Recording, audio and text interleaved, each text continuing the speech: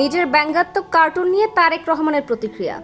গত 7 আগস্ট 23 বছর ধরে কার্টুন আঁকার অভিজ্ঞতা সম্পন্ন কার্টুনিস্ট মেহেদী হক ফেসবুকে একটি ব্যঙ্গচিত্র প্রকাশ করেন। এই চিত্রটি জাপানের হরর ফিল্ম দ্য রিং এর একটি স্মরণীয় দৃশ্য থেকে অনুপ্রাণিত হয়ে তৈরি। সেই চলচ্চিত্রে দেখা যায় একটি অশরীরী আত্মা টেলিভিশন পর্দা থেকে বেরিয়ে এসে মানুষকে ভয় দেখাচ্ছে। মেহেদী হক এবার সেই অশরীরীর স্থানে বাংলাদেশ জাতীয়তাবাদী দলের ভারপ্রাপ্ত চেয়ারম্যান তারেক রহমানকে কল্পনা করে ব্যঙ্গাত্মক চিত্রটি তৈরি করেন।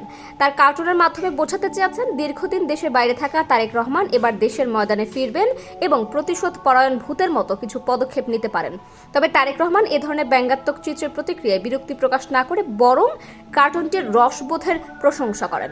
তিনি 11 আগস্ট রবিবার তার ভেরিফাইড ফেসবুক পেজ থেকে একটি পোস্ট করেন, যেখানে তিনি রাজনৈতিক কার্টুন আঁকার স্বাধীনতা নিয়ে ইতিবাচক মন্তব্য করেন।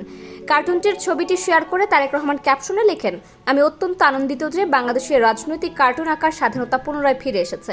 2006 সালের পূর্বে বাংলাদেশি কার্টুনিস্টরা, বিশেষত শিশির ভট্টাচার্য, নিয়মিতভাবে আমার মা খালেদা জিয়া এবং আমাকে নিয়ে কার্টুন আঁকতেন। শেখ হাসিনার আমলে কি কার্টুন আঁকার মাধ্যমে মত প্রকাশের স্বাধীনতা আদৌ ছিল? সেই প্রসঙ্গে তিনি আরও লেখেন, গত 15 বছরে আমরা দেখেছি কার্টুনিস্ট আহমেদ কবি কিশোরকে অপহরণ করা হয়েছে এবং তার কাজের কারণে তিনি অকথ্য নির্যাতনের শিকার হয়েছেন ও কারাবাস করেছেন। এমনকি শিশির ভট্টাচার্য শেষ পর্যন্ত কার্টুন আঁকা বন্ধ করতে বাধ্য হন। তারেক রহমান আরও লেখেন, আমি কার্টুনিস্ট মেহেদীর কাজের একজন বিশাল ভক্ত।